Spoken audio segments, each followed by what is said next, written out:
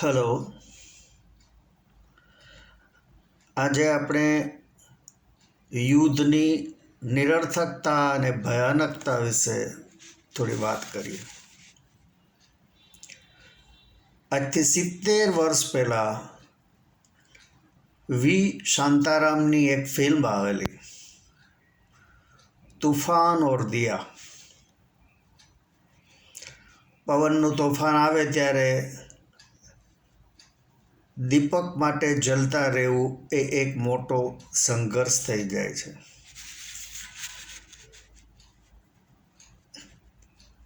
એ ફિલ્મમાં એક ગીત હતું, निर्बल से लड़ाई बलवान की, ये कहानी है दिए की और तूफान की. જગતમાં પણ આવું જ ચાલી રહ્યું છે.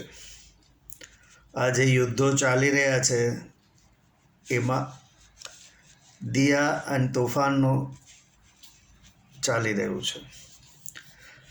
નિર્બળને મારીને પોતાની તાકાત બતાવીને ખુશ થનાર શક્તિશાળી જાણતો નથી કે તેની ઉપર પણ એક સુપ્રીમ કમાન્ડર બેઠો છે અને તેની પાસે કોઈનું કાંઈ ચાલતું નથી. પરંતુ ઇતિહાસ કોણ જુએ છે?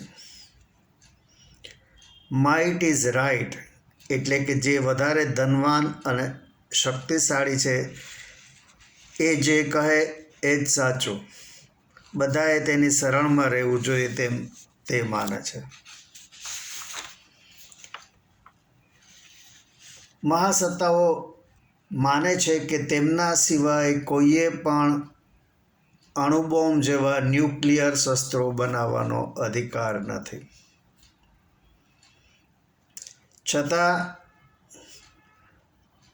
તે લોકો જેને દબાવી શકતા નથી તેમને બાકાત રાખવામાં આવે છે.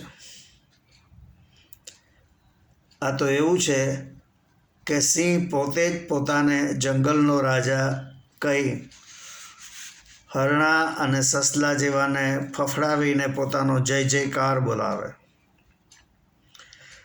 પરંતુ હાથી, વાંદરા, મગરો વગેરેને એ જય જયકારમાંથી મુક્તિ આપે છે. સત્ય હકીકત તો એ છે કે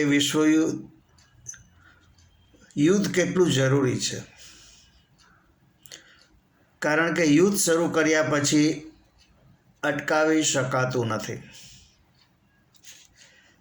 સામાને પહોંચાડેલ નુકસાનની જ ખુશી સાથે પોતે ભોગવેલા નુકસાનનો ખ્યાલ કોઈ રાખતું નથી.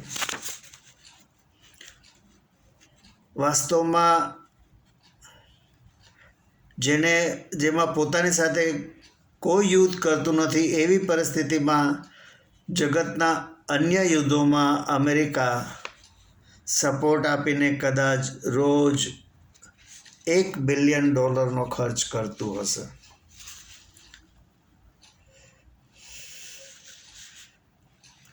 ફ્રેન્ચ એમ્પરર નેપોલિયન બોનાપાર્ટ એ યુદ્ધો કરતો હતો. તે સમયની યુદ્ધની નિરર્થકતા અને ભયાનકતા બાબત રશિયન સાહિત્યકાર લિયો ટોલ્સ્ટોયનું પ્રસિદ્ધ પુસ્તક છે વોર એન્ડ પીસ. આપણા સમ્રાટ અશોકે કાલિંગાના યુદ્ધમાં યુદ્ધ પત્યા પછી સંહારના દ્રશ્યો જોઈ બૌદ્ધ ધર્મનું શરણું સ્વીકારી લીધેલું. રામાયણ અને મહાભારતના યુદ્ધોમાં પણ ખૂબ જ મોટા પ્રમાણમાં સંહાર થયેલો.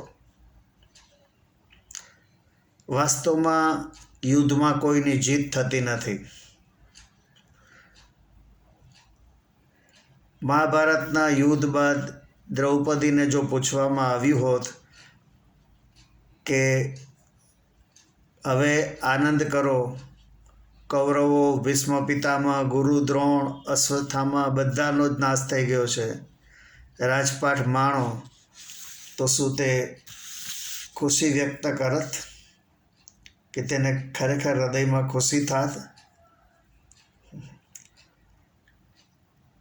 આપને મારી આ વાત ગમી હોય તો મારા વિડીયોને લાઈક, શેર અને મારી ચેનલને સબસ્ક્રાઈબ કરજો.